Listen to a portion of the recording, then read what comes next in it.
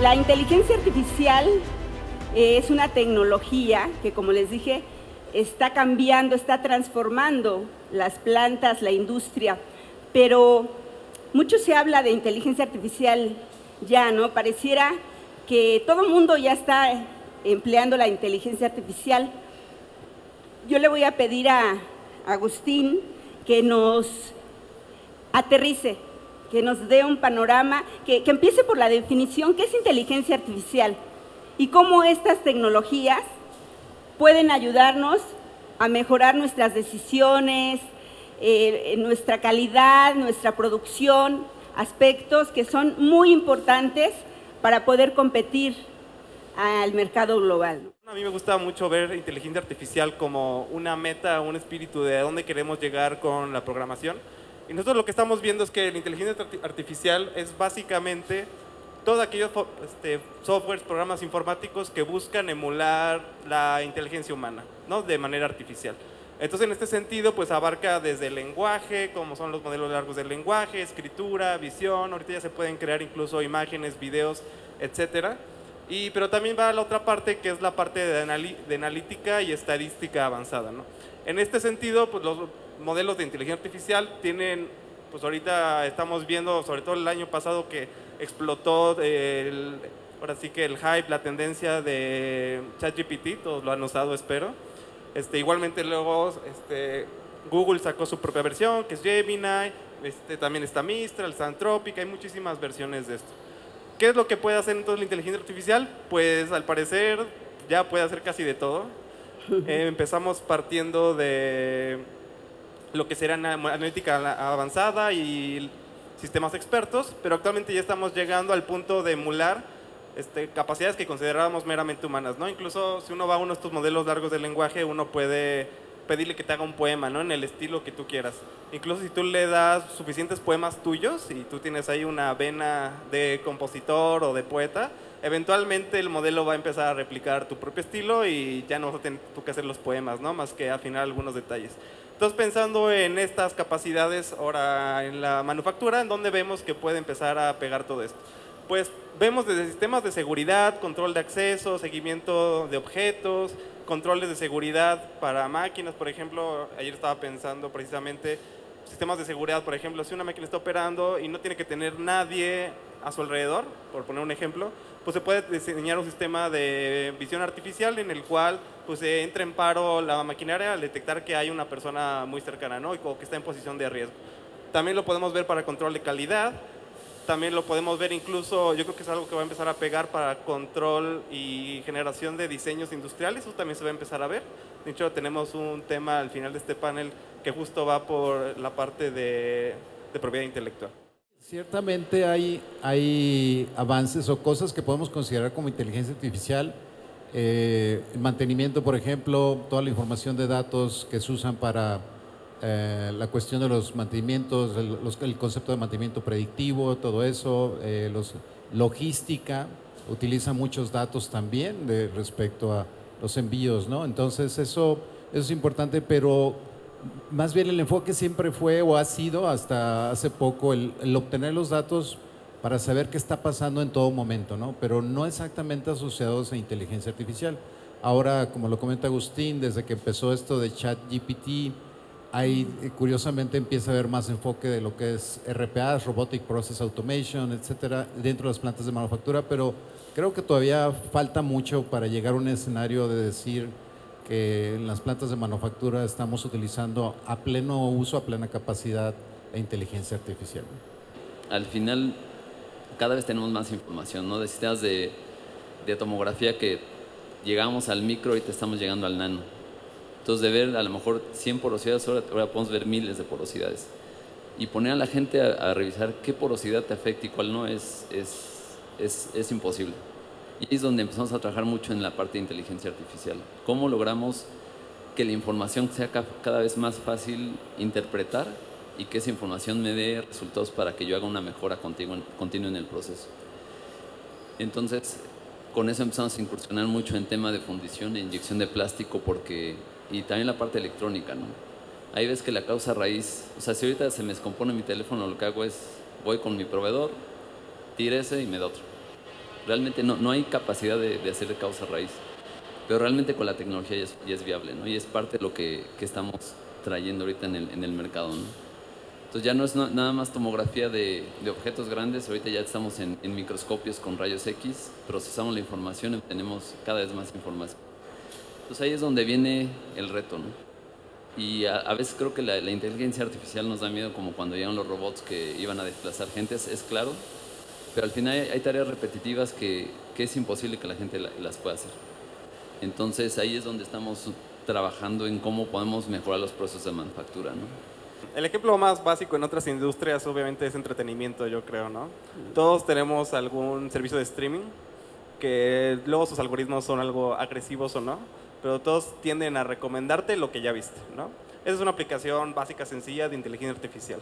¿Cómo podemos aplicar algo parecido a manufactura, no? Pues no sé, también hay, ahorita vemos esos temas, otras aplicaciones. Hemos visto mucho, por ejemplo, en retail y consumo, el poder hacer paquetes, combos de productos y también poder predecir la demanda, cuáles son las fechas, días incluso, en que vamos a tener mayor demanda, justo para poder prevenir cuántas piezas, cuántos productos necesitamos de determinado objeto para que tengamos abasto y poder conseguir la venta.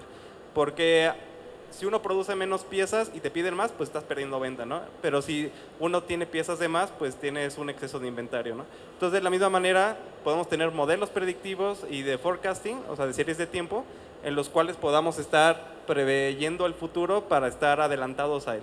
Estos niveles pueden ser de nivel días, semanas o incluso años, ¿no? Tenemos incluso ahí objetivos y modelos de planeación comercial y de planeación financiera a varios años que justo permiten este tipo de objetivos. Ahora bien, ¿cómo vamos a llegar a este punto de inteligencia artificial? O sea, como lo estamos viendo en manufactura. Lo primero que creo que ya han mencionado todos es conseguir los datos, ¿no? Creo que ahorita ha habido un esfuerzo muy grande de la industria por conseguir datos, ¿no? Y es hacer toda la infraestructura que necesitamos para tener datos. Ahora viene la siguiente pregunta, ¿no? ¿Qué hacemos con esos datos? En algunas industrias se puede nada más recolectar datos porque sí, en otras no, como salud, por ejemplo. Y luego tenemos que tener una estrategia de en qué nos vamos a utilizar esos datos. Aquí es muy importante empezar a definir objetivos claros con respecto a qué es lo que nos va a dar verdadero valor. Si vamos a enfocarnos mucho en aumentar la productividad, en calidad, en reducir defectos, en hacer un mejor control de la maquinaria, de todo el proceso que tenemos. Ahí es donde es muy importante tener una estrategia de implementación de inteligencia artificial y analítica avanzada. Algo mucho que valor que vamos a tener en la inteligencia artificial es que ya va a ser capaz incluso de darnos estrategias de negocio, ¿no? Incluso ya conociendo todo de tu planta, pues puede que le digas, oye, estoy teniendo hasta las pérdidas, ¿cuál va a ser una estrategia para poder mejorar mi productividad, etcétera? Y si está conectado a todos los sistemas de la planta, todos están monitoreados, etcétera, es posible que ya empiece a darte algunas respuestas y soluciones estratégicas que quizás solo alguien con mucha experiencia te lo podría dar. Entonces, en ese sentido, se podría convertir en un asistente hiperpersonalizado de la planta que te puede estar brindando soluciones. Con respecto a la productividad, yo tengo 3 puntos que comentar. Con la inteligencia artificial vamos a llegar o vamos a lograr, o lo que se pretende lograr es una mayor eficiencia, una reducción de tiempos de inactividad de las máquinas y una mejora en la calidad de los productos. Mayor eficiencia, ¿cómo lo vamos a lograr?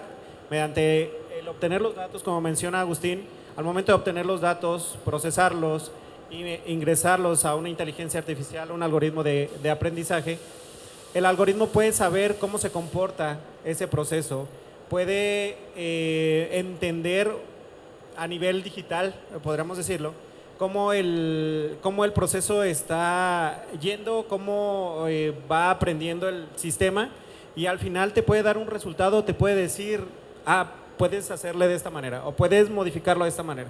Sí, como les comento, no todo es color de rosa, tenemos puntos que tenemos que manejar antes, tenemos que tener toda una infraestructura completa, tenemos que tener una estrategia muy clara y tenemos que tener un cambio muy fuerte de mentalidad en cuestión de corporativos y en cuestión de gerencias. Para la parte de productividad, para la parte de toma de decisiones, ¿me comentaste? Sí, toma de decisiones. Ok, para la parte de toma de decisiones, la toma de decisiones siempre está basada en datos. Ahora los datos van a ser más precisos, ahora los datos van a haber datos de forecasting, donde ya te va a dar un dato posterior o te va a dar un dato futuro donde tú puedes tomar decisiones y decir, probablemente en un año o en 3 meses vaya a pasar esto. Entonces ya puede reaccionar la persona o reaccionar el equipo o reaccionar la compañía para poder mitigar ese punto, ¿sí? Para la parte de predicción y prevención, que es la parte de los mantenimientos, las herramientas nos van a permitir detectar antes de que una máquina falle. Sí, antes de que la máquina ya tenga algún fallo, tenga algún dispositivo, algún mecanismo que vaya a estar o que esté dañado, la máquina puede detectar con tiempo de anticipación. Entonces el piso de manufactura creo que es cuestión de tiempo para que todo se empiece a enlazar, donde empieza a ser un poquito menos claro a medida que subes de ese piso de manufactura, donde empiezas a moverte a los niveles ejecutivos, ¿no? A lo que se llama el C-Suite. Desde CEOs, ejecutivos, managing directors, gerentes de planta. Yo creo que todavía ahí falta mucho la ayuda de la inteligencia artificial para la toma de decisiones. Hay toma de decisiones a nivel piso, a nivel gestión, a nivel táctico, pero a nivel ejecutivo creo que todavía falta que se vea como un asistente, ¿no? Para mi toma de decisiones. No me va a sustituir porque va a ser difícil que sustituya respecto a tu visión que tú tienes, respecto a los valores que tú tienes. La inteligencia artificial no tiene valores, o sea, te da los datos y te manipula los datos de acuerdo a lo que necesitas, pero eso no se va a sustituir. Pero si a ti te ayuda en tu toma de decisiones y te pone escenarios, te pone perspectivas de lo que tú tienes que hacer, porque la inteligencia artificial te ayuda a consolidar todo ese montón de datos que se tienen tanto de tus clientes como de lo que tú está ocurriendo en tu piso de manufactura y la dirección que te marca la empresa, créanme, va a facilitar muchísimo el trabajo para todos esos ejecutivos, directores, vicepresidentes, CEOs, va a ser tremendo. Todavía falta. Es ahí donde yo veo que falta todavía camino por recorrer. El tema es cómo se va a enriquecer esto. O sea, dentro de Carl Zeiss tenemos una división de semiconductores, o sea, es una empresa que hace litografía de semiconductores y ahorita estamos imprimiendo en 4 nanómetros. Y ahí lo que encontró Zeiss es que llegó un momento en que los ingenieros ya no avanzaban. Y ahorita una de las project managers es del Instituto Max Planck, es una doctora en biología, enfocado en de hecho su tesis era de cómo pensamos. Y cómo pensamos se refiere a la química del cerebro. Y ya realmente lograron hacer un brinco pues, cuántico de cómo se pueden hacer la impresión de semiconductores para que sea más pequeño, porque al final la pandemia nos enseñó que teníamos que ser más óptimos. Y realmente de 27 nanómetros ahorita llegamos a 4. Y fue por eso, o sea, porque realmente se abrió el mindset de que pues llega un momento que es lo que decía David, ¿no? Es cuadrar a la gente. O sea, ya nos rebasa el querer pensar más allá. Entonces, el abrirte yo creo va a ser muy, muy importante. De que realmente debemos de empezar a trabajar con gente multidisciplinaria de todas las carreras, porque hay veces que hay cosas que no estamos viendo. Y ahí es donde viene la revolución, ¿no? Gente multidisciplinaria, entiendo, pero se van a dar o se están generando otras disciplinas, otras carreras con otras capacidades, según he escuchado de voz de los directivos de las plantas. ¿Qué carreras se están generando por el momento? Me imagino que en el futuro van a nacer otras necesidades de acuerdo a cómo se está caminando esto, ¿no? Que es muy aceleradamente, pero creo que ya están cambiando las carreras para este tipo de tecnologías. ¿Es cierto? Sí. Cuéntenos, Sí. Munganes. Por ejemplo, a nosotros nos tocó un tema hace más o menos como 14 años, donde el software ya no tenía la capacidad para el futuro. Entonces ahí realmente se tomó la decisión de irse a Python, y dentro de Python se empezó a realmente revolucionar. De ser un ambiente ya muy limitado, ahorita con Python ya es un código abierto, entonces ahí realmente fue un paso muy importante, porque ahí pues se empezó a trabajar en machine learning. De los que están en planta, en piso, ¿en sus plantas hay un equipo de científicos de datos? Levanten la mano. ¿Nadie? Pues posiblemente ese sea uno de los cambios. O sea, posiblemente empiece a haber algunos equipos de científicos de datos enfocados en inteligencia artificial en la planta. Entonces eso va a ser un cambio importante. Otra cosa que yo veo mucho va a ser el auxiliarse de las herramientas de inteligencia artificial para todo. Por ejemplo, para diseño de partes, ¿no? Hacen un diseño de una parte, quieren replicarlo, etcétera, quieren hacer modificaciones. Tal vez la inteligencia artificial no les va a dar la parte, o sea, el diseño CAD final, pero les puede ahorrar el 80% del trabajo. Entonces ahí ya tienes un aumento de productividad bestial. Entonces simplemente ahorita van a empezar a pasar, las universidades luego van un poco atrás que la industria, entonces posiblemente lo que vamos a empezar a ver es que en las carreras de mecánica, por ejemplo, donde no se le solía dar tanto enfoque a algunas herramientas de programación, ahorita se mezcle un poco mecánica con diseño, ¿no? Y que se logra hacer una especie de profesión híbrida en ese sentido para que puedas utilizar todas las herramientas que tengas a tu disposición. Yo principalmente veo esta parte de los equipos multidisciplinarios en planta, que si haya equipos enfocados en inteligencia artificial, sobre todo para poder darle un soporte. Porque la otra opción, si no, va a ser tener consultoras dándole servicio, lo cual no está mal, pero van a tener que sí tener un equipo que les puede dar seguimiento, al menos a esas consultoras que les van a prestar manos para hacer proyectos. Entonces ese va a ser un cambio importante y por lo tanto pues también la capa gerencial ejecutiva también va a tener que empezar a embeberse de estos temas, saber tener políticas de cuidado de datos, de manejo de datos, porque justo de lo que vamos a hablar más adelante es precisamente de cómo cuidar un poco tu propiedad intelectual y cómo se va a ver afectado todo esto con las nuevas tecnologías. El tema del talento creo que lo podemos dividir en 6 puntos principales. Creo que van a existir o tienen que existir desarrollo de nuevas habilidades. Va a haber roles emergentes, va a haber roles tradicionales adaptados a, va a haber un cambio en la cultura organizacional y va a haber una colaboración interdisciplinaria y también debe haber un liderazgo visionario. Voy a empezar con el primero, que es el desarrollo de nuevas habilidades. Como comentó Agustín, al momento de implementar inteligencia artificial o al momento de implementar cualquier tecnología emergente, vamos a tener que tener gente en sitio para poder resolver los problemas puntualmente. Si por ejemplo tenemos una máquina, la máquina ya es operada por inteligencia artificial y la inteligencia artificial se para o tiene algún daño o hay un corte de luz o etc., tiene que entrar un ingeniero que conozca todo el esquema para poderlo resolver lo más pronto posible. ¿Sí? Entonces debe haber un desarrollo de nuevas habilidades, debe haber un sistema de educación interno en las empresas que pueda proveer ese desarrollo de habilidades y debe haber una colaboración muy fuerte con instituciones de investigación y debe haber una colaboración muy fuerte con instituciones educativas. ¿Sí? Para los roles emergentes, los ingenieros de datos, ¿sí? Los analistas de datos tienen que estar presentes dentro de.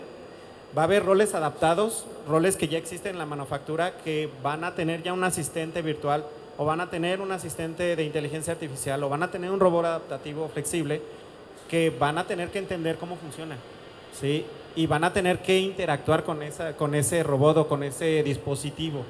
Entonces, esos roles emergentes se van a tener que generar, entonces también debe haber sistemas de educación para poder llegar a ese punto.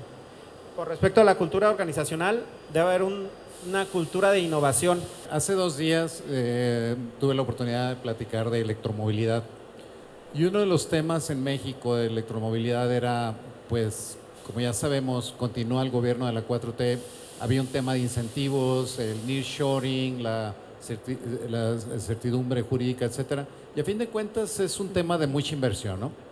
Pero ahorita hablando de talento, fíjense que talento puede ser una de las grandes oportunidades de México, de nuestro país, que no involucra tanto el tema de inversión. México es el país ideal ahorita en este momento por la gente joven que tiene, la gente que tiene hambre de aprender. Retomando lo que se eligió Daniel del tema de la automotriz, ¿no? Es una de las principales sectores que atendemos. Y hace más o menos 5 años teníamos el reto con una empresa alemana de cómo migrar la sala de emisión que está bajo temperatura controlada, no hay vibración, piso plano, a irnos a la producción y reducir ese costo de ese facility, ¿no? Entonces realmente fue cómo creamos sistemas y cómo trazamos la información de un piso de producción que hay vibración, cambios de temperatura, cambio de turno, a una sala de emisión que es ideal. Y básicamente pues, realmente se ha logrado, ¿no? Ahorita gran parte del desarrollo es cómo economizamos, cómo somos más rentables y forzosamente implica nuevos desarrollos en hardware y software y sobre todo la parte de inteligencia artificial, ¿no? Entonces, estamos llegando a puntos donde estamos quitando sistemas de control físicos, sistemas que ya van a impactar directamente a la experiencia del cliente, ¿no? Por ejemplo, en la parte de software ya somos capaces de hacer renderizados fotorrealistas de autos frente a una catedral para cuando el cliente lo vea, diga si le gusta el color, si le gusta el carro, y también ir viendo el comportamiento, ¿no? Lo que decía Agustín de Netflix. Realmente es que a la gente ya no le interesa tanto el motor, le interesa lo que se ve del carro por dentro, ¿no? Porque al final se vuelve ya como tu casa. Es así como hemos llegado al final de este panel Inteligencia Artificial, mejoras y productividad en las plantas de manufactura, retos y desafíos. Y los conmino a que les demos un fuerte aplauso a nuestros ponentes.